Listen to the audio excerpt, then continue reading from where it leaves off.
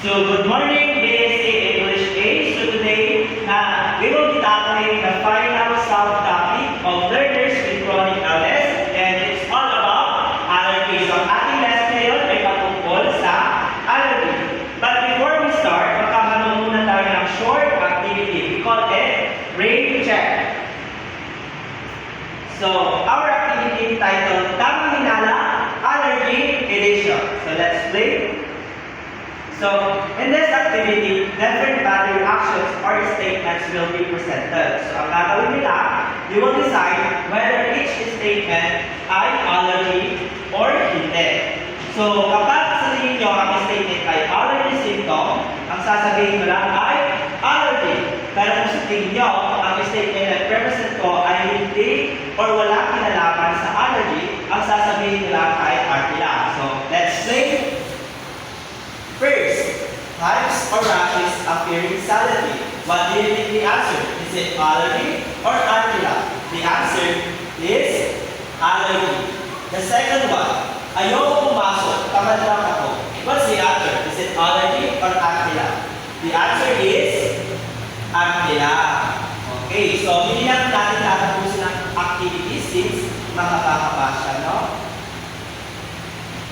So ayun, before we proceed to the discussion proper, let's define muna kung ano nga ba ang ating learning objectives or ano nga ba yung ina-expect ko na matutunan nyo. So first, mag-describe natin dito kung ano nga ba ang chronic illness, kung ano nga ba ang pinagkaiba ng chronic illness sa acute illnesses. Of course, dito din natin matatapos ang allergies. At mapapaliwanag din natin sa lesson na ito kung paano nakaka-apekto ang allergy sa pang-araw-araw ng pamumuhay ng mga mag-aaral or ng mga taong may ganitong kondisyon. Of course, ma-identify din natin ang triggers, signs, and symptoms of allergic reactions. Kabilang na rito ang serious cases like anaphylaxis. So yung kung ano ang anaphylaxis ay matatapik din natin yan maya-maya. And of course, ang pinakamahalaga ay meron tayo dito mga Philippine laws and definite policies na matatapos din kung saan yung mga laws na ito or polisiya ay pumoprotekta at sumusuporta sa mga mag-aaral na may chronic illness. Especially yung mga mag-aaral na may allergies. So let's proceed. So ano nga ba ang chronic illness? So, pag sinabi natin chronic illness, it refers to long-term health conditions. Ibig sabihin, ito yung pangmatagalang sakit na tumatagal ng mahabang panahon o kadalasan ay buwan o taon. Ibig sabihin, yung pag sinabi natin chronic illness, ito yung mga sakit na matagal or mabagal siya mawala sa isang tao. Kasi dito, kinakailangan natin ng ongoing management and support. So, ulitin ko, pag sinabi natin chronic illness, ito yung mga sakit na hindi agad lumagaling. So, next, acute illness. So, pag sinabi naman natin acute illnesses, ito ay which occur suddenly and are usually short-term. Ibig sabihin, pag acute illness, ito ay mabilis gumaling ang isang tao may acute illness. No? So, pag sinabing acute illness, ito ay tumatagal siya na mga weeks lang. So, hindi na siya kailangan ng ongoing management or support. Basta, uminom ka lang ng gamot, ay maaari na mawala ang sintomas ng acute illness. So, ano nga ba ang halimbawa ng acute illness? Ang halimbawa nito is cold or flu or yung trangkaso, di ba? So, pag may proper management ka, mabilis mawala ang trangkaso. So, yun ang isang example ng acute illness.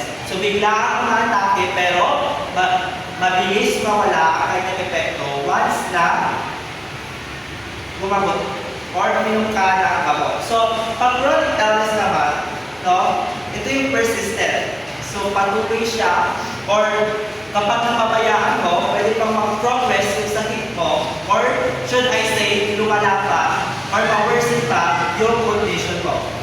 So, though we can be often managed to improve quality of life.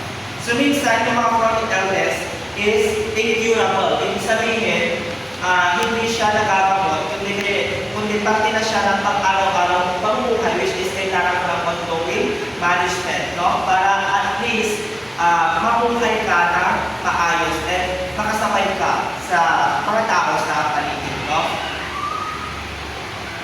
So next, ano nga ba ang ibig sabihin natin pag sinabi natin learners with chronic illness? So, ibig sabihin, pag sinabi natin learners with chronic illness, ito ay tumutukoy sa mga mag-aaral kung saan namumuhay sila ng may long-term health condition. Example is yung mga may estudyanteng asthma, diabetes, epilepsy, or allergy. Dito sila mag-fall under learners with chronic illness. So, yung mga mag-aaral na ito ay kadalasan sila yung una na humaharap sa mga challenges nila sa school, including yung participation nila, attendance, and academic performance due to symptoms or treatment needs. So as future teacher, mahalaga yung awareness natin on the future. Pag nagkaroon tayo ng mga student na may chronic illness, mahalaga ang ating awareness and preparedness. No? So, next naman is allergy. So ano nga ba ang allergy? So pag sinabi natin allergy, ito yung abnormal reaction ng ating immune system sa mga substances that are normally harmless. So kung para sa iba is normal, pero sa taong may allergy, yung bagay na yun ay pwedeng mag-react ang kanyang immune system. So kapag ang isang taong may allergy ay naka-encounter sa trigger or tinatawag natin allergy, so tandaan natin pag sinabi natin allergy, ito yung source of allergy or yung dahilan kung bakit lumalabas yung symptoms ng isang tao may allergy.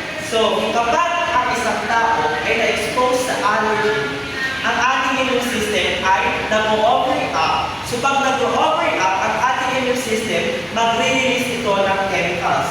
So, ano nga ba yung nire-release ng chemicals ng ating immune system? So, ang chemicals na nire-release ng ating immune system ay tinatawag na histamine. Ngayon, kapag sa immune system ay nag-release ng histamine, doon na lalabas yung mga symptoms natin such as sneezing, rashes, swelling, or breathing difficulty. That's why kapag may kakilala tayo or nakakita ng isang tao may allergy at lumalabas na yung mga symptoms ng kanyang allergy, ibig sabihin ang kanyang immune system ay nagre-release na ng histamine. So maliwanag? Okay. Next naman natin, meron tayong dalawang uri ng allergy. Ito yung normal allergy at chronic allergy condition. So ano nga ba ang pagkakaiba nila? So pag sinabi natin normal allergies, ito ay occasional immune reactions to certain triggers. Ibig sabihin, biglaan itong umaatake. No? So once ang isang tao na may allergy ay na-expose sa allergen, which is yung source of allergy niya na nakakapag-trigger sa kanya, so yung symptoms niya ay lalabas.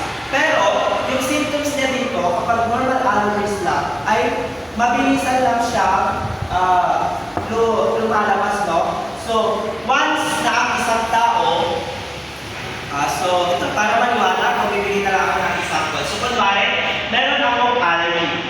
So, sa normal allergy, ngayon, may allergy ako sa dust. So ngayon, pag na-expose ako sa dust, ang aking immune system ay mag-react. So dahil nag-react ang aking immune system, mag-release siya ng histamine. Ngayon, kapag nag-release ng histamine ang aking immune system, doon na lalabas yung mga symptoms, such as sneezing, no? So mabilis akong sipunin, lalo lang. So ngayon, pag lumabas na yun, paano siya matatagal? Matatagal lang yung symptoms na yun kapag tumayo ako sa exposure ko doon sa dust.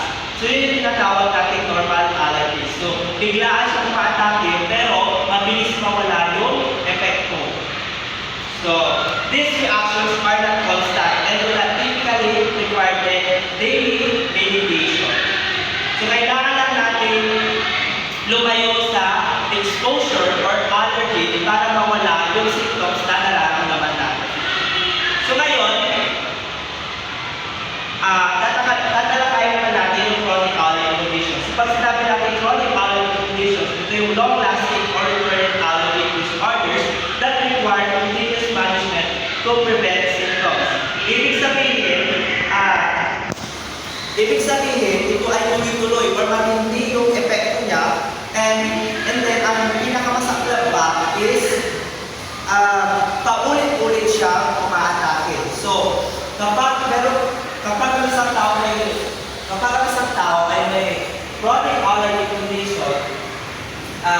kailangan niya ng continuous management para ma-prevent yung symptoms. Kasi kung sa normal allergy, kapag nalayo ka sa allergy or source of allergy, matatanggal na yung symptoms. Pero sa chronic allergy conditions, kahit wala ka na dun sa exposure mo or wala ka na sa allergy, ay meron at meron pa rin yung symptoms. That's why, kailangan mo ng ongoing medication, doctor follow-ups, and school accommodations.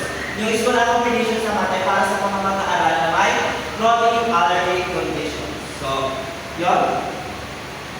So ito na yung mga examples ng chronic allergy condition: asthma, allergic rhinitis, eczema, or atopic dermatitis, or persistent food allergy. So itong mga allergies na to ay hindi siya agad-agad nawawala. So ito yung summary ng pagkakaiba ng normal allergy sa chronic allergy. So yun nga, pag sinabi natin normal allergy, reactions that can involve chronic allergy condition that stays or return of them. So ngayon, bakit nga ba nagkakaroon ng allergy ang isang tao? So ano nga ba yung dahilan kung bakit merong allergy mga tao? So una, genetics or sa family history. So, ang allergies can be inherited. Ibig sabihin, ito ay namamana. Kung sa ating parents, kung isa sa ating parents ay merong allergy, mataas ang posibilidad na ma-acquire natin yung sakit na yun or yung condition na yun, no? Especially, so ito nga, if allergies run in the family, you have a higher chance of getting into. So, yun, kasi sinabi natin genetics, ibig sabihin namamana or natutuha sa either sa ating mother or sa father. Next is environmental exposure. So kapag paulit-ulit tayo na-expose sa maruming kapaligiran or sa mga bagay sa ating environment, anything sa ating environment, which is kapag maaaring makapekto or mag-react ang ating immune system, doon na lalabas yung symptoms. No? That's why very important na maging lagi tayong maglinis and maging aware sa ating kapaligiran kasi hindi natin alam kung yung immune system natin ay sensitive or hindi. No? So things around us like dust or pollen can cause allergies if our body reacts strongly to them. So maliwanag na tayo sa environmental exposure. Next is quick or overactive immune system. So madalas na magkakaroon ng isang tao ng allergy dahil mahina or sensitive ang kanilang immune system.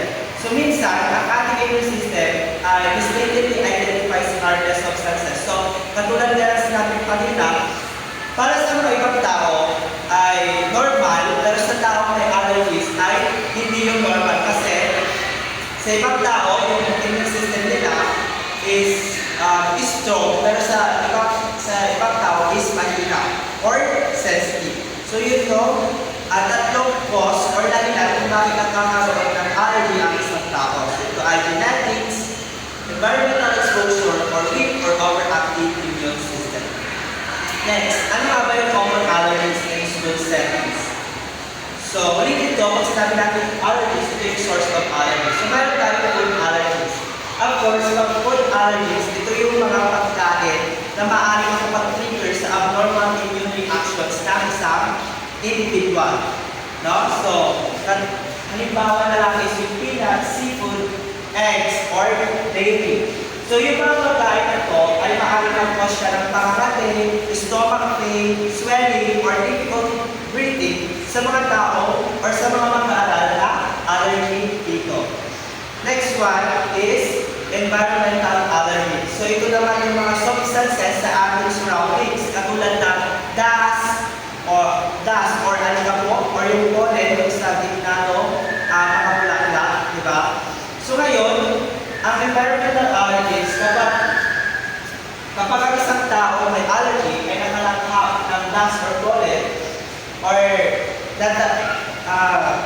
nahawakan niya o na-expose siya doon na lalabas yung mga symptoms. So, halimbawa na environmental allergy sa school is yung dust and dust mites. So, kadalasan yung mga alikabok is, or yung alikabok ay nakikita natin sa mga classroom, sa old books, sa curtains, chalks, and shelves. Kaya, as a teacher, kailangan natin na siguraduhin na yung papasok ng classroom ng ating mga student ay malinis. Para, of course, kung may mga estudyante tayo may allergy, is hindi na ma-trigger yung kanilang immune system. So, next yan is pollen. Ito naman ay matatagpuan ng pollen sa mga plants or sa puno. No? And the last one is fall. Ito naman, nakakita ito in moist, damp areas or poorly ventilated areas. So, this often cause is dizzy, runny nose, watery eyes, or asthma flare-ups. Next naman is insect sting. So, occur when someone is stung or bitten by insects, causing reactions that may range from mild swelling to severe breathing difficulties. So, may mga learners or may mga makaaral na allergic din sa kagat ng isang insekto. So, ang halimbawa nito is yung bees, wasps, ants, or mosquitoes. Pero, not all stings are dangerous, but some students can have serious reactions.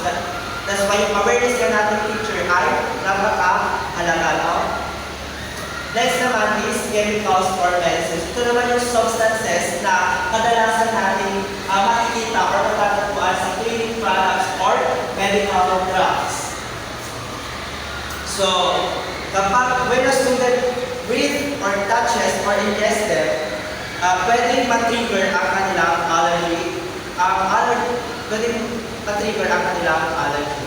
So, ito yung example, the products and items medication like antibiotics. So, ang isang example natin dito ay yung mga estudyante na may allergy sa gamot, may allergy sa pabango. Pag nalakap nila, doon nalalabas yung mga rashes, headache, or breathing problems. So, yun yung common allergies na matatagpuan natin sa school setting. So, ulitin natin. So, meron tayong food allergies, mga pagkain, environmental allergies, natutuhan natin sa exposure sa ating kapaligiran, insect stings, mga kagat ng mga insekto, and chemicals or medicine, mga gamot, or mga cleaning products, no? So, ngayon, pumunta naman tayo sa 3 types of allergic reactions. So first, mild reaction. So a mild reaction is a minor immune response that causes discomfort but is not life-threatening, no? So, pag sinabi natin mild reaction, magaan lang ang sintomas. So, sample dito ay runny nose, mild itching, isolated rash, or watery eyes. So, yung mga yun ay mild reaction lang. Ibig sabihin, magaan lang yung sintomas, pero mabilis din siya mawala. So, yung tinatawag natin mild reaction. Ngayon, meron tayong moderate reaction. Pag sinabi naman natin moderate allergic reaction is more widespread than a mild reaction and may affect multiple body systems. Ibig sabihin, pwede ang isang taong may allergy ay makaranas na persistent cutting, vomiting, or stomach ache. Yun ay pinatawag natin moderate allergic reaction. No? Pag ulitin ko, pag sinabi natin moderate allergic reaction, it has something to do with the multiple body system. So, hindi lagi isang sistema ng ating katawan na pinakapaningalya, kundi maaaring dalawa, or tatlo, or many more. No? Next one is severe reaction. So, ito yung tinatawag. So, pag severe reaction na ang naging symptoms ng isang tao, ito ay tinatawag natin anaphylaxis. So, anaphylaxis is a sudden, life-threatening allergic reaction that requires immediate medical attention. Ibig sabihin, ito yung pinakamalalang reaction na maaaring mag-occur sa isang tao may allergy. So, kapag nasa severe reaction na yung isang bata, of course, kailangan natin na madala siya sa pinakamalapit na So, it can cause airway obstruction, swelling of the throat, a sudden drop in blood pressure. So, life-threatening siya. So, yun yung ating tatlong uri na allergic reactions, mild, moderate, and severe reaction or anaphylaxis. Ngayon, magtutungo naman tayo sa signs and symptoms of allergic reaction. So, paano nga ba natin malalaman kung ang isang tao ay merong allergy? So, first, skin reaction. So, ang skin reaction ay nag-occur kapag ang immune system natin ay natitrigger. Natitrigger ang ating skin. So, kapag natrigger ang ating skin, expect na natin na lalabas na yung panga natin, pamula, or pwede pang mamaga. So, it is examples that it hives, swelling of lips or eyes, or rashes, or eczema, flare up. So, pag sinabi natin skin reaction, of course, sa ating skin, di ba? Dito natin makikita yung epekto niya. Next is respiratory reactions. Ito naman, it has something to do with our respiratory system. No? Happen when allergens cause the airways to narrow or become inflamed, leading to difficulty breathing. So, example na dito ay wheezing, shortness of breath, or difficulty breathing, or persistent coughing. So, respiratory system, of course, sa paghinga ng isang tao yun. No? Next is gastrointestinal reaction. So, gastrointestinal reaction, of course, involve the digestive system. So, kadalasan, ang mga nakakaranas ng reaction nito ay yung mga tao may food allergy. No? So, yung epekto nito is vomiting or abdominal cramps or diarrhea. Next is neurological reactions. Ibig sabihin, it has something to do naman sa ating nervous system. So, occur when an allergic reaction affects the nervous system. So, kapag ang ating allergy ay naapektuhan niya ang ating nervous system, sometimes nag-result ito sa dizziness or pagkahilo, confusion, or loss of consciousness. So, yung reaction na ito ay kadalasan under ng severe reaction or anaphylaxis. No?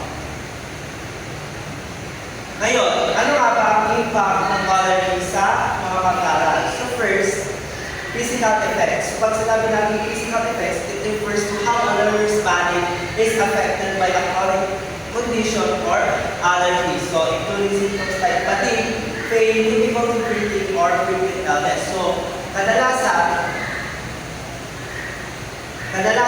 ang mga tao na may allergy ay naapektuhan ang kanilang physical na pangangatawan.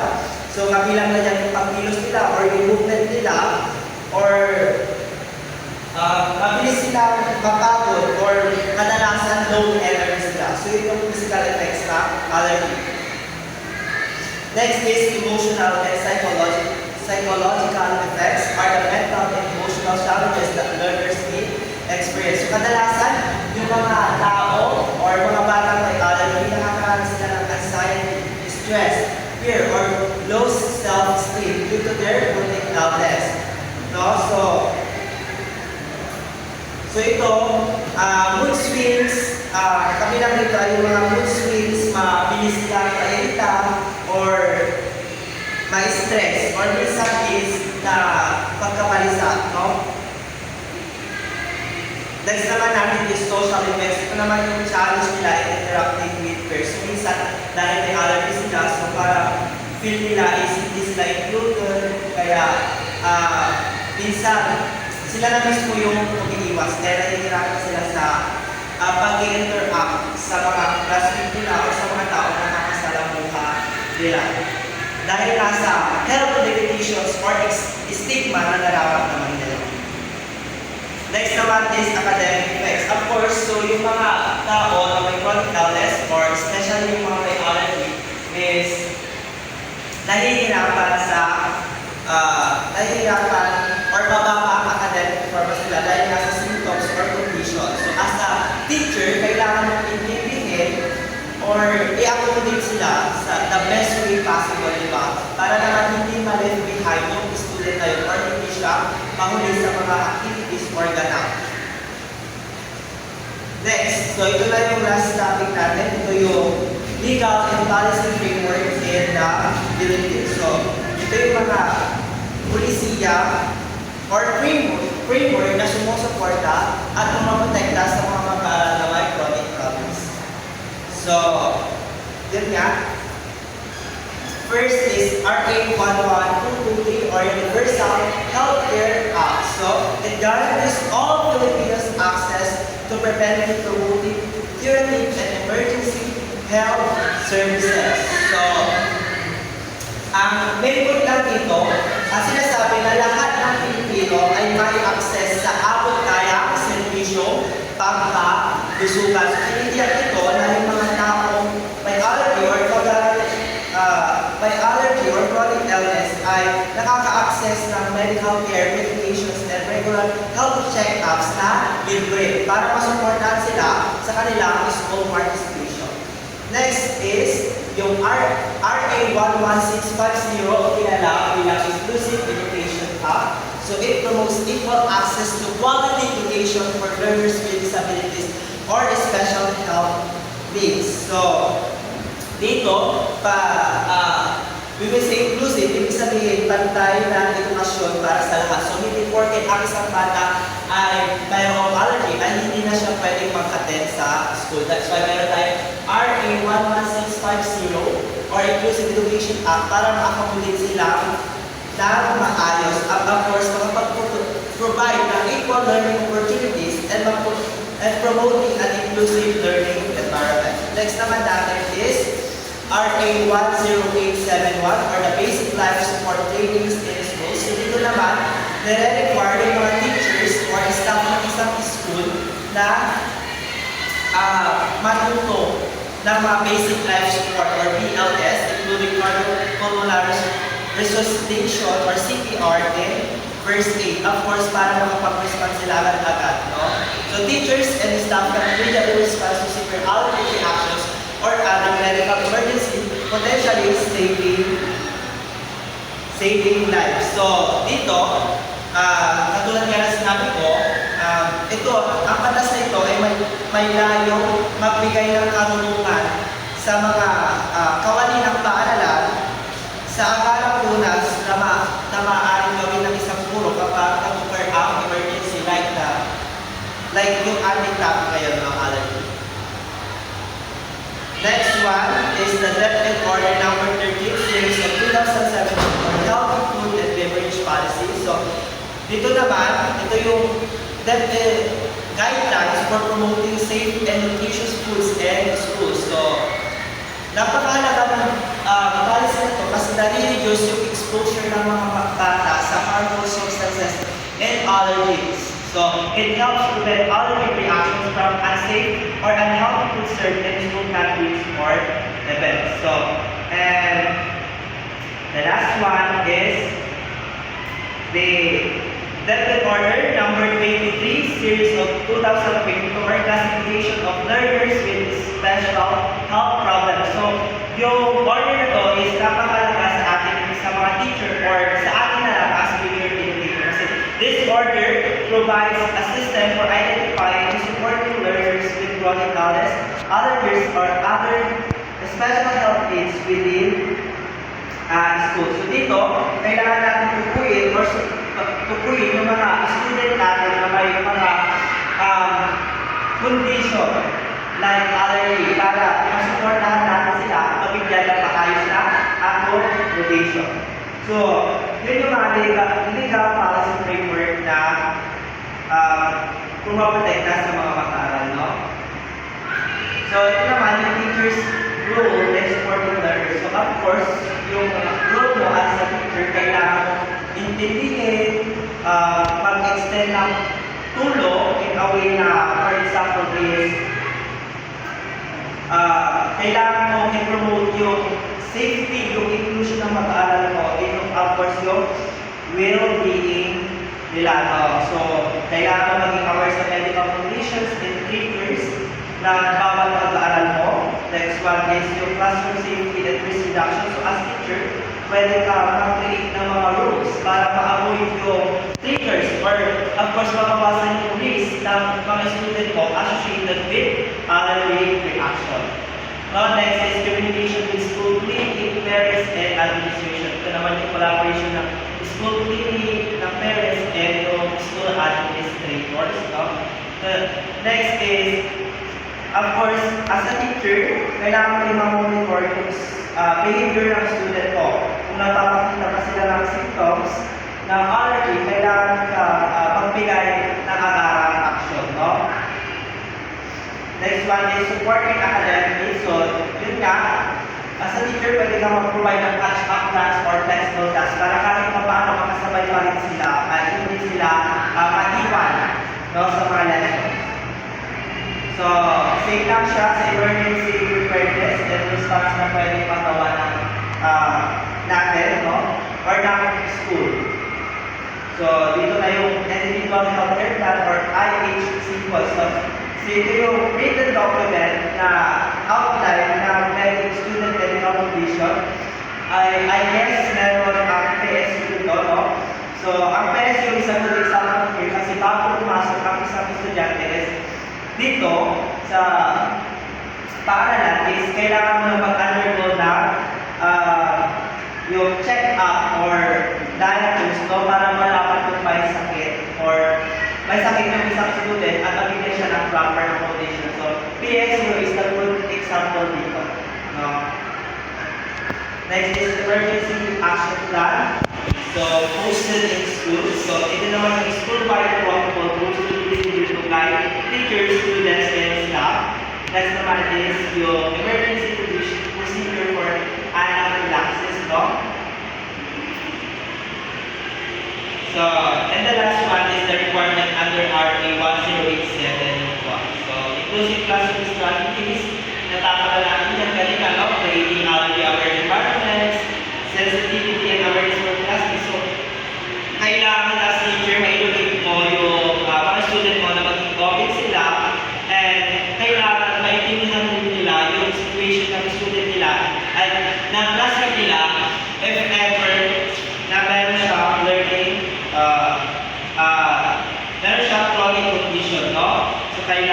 So dito, sensitivity and awareness means educating classmates to understand allergies, avoid teasing, and treat peers with respect. So dito din, parent-school partnership, of course, si parent kailangan niyang i-inform sa school about sa condition ng kanya anak. So para si school is aware doon sa condition ng bata, and yun nga, mabigyan ng proper accommodation, proper support, and yun. So doon na nagtatapos ang ating topic. So always remember, caring for students with chronic illness is not only a choice, it is a duty. A healthy classroom is a learning classroom.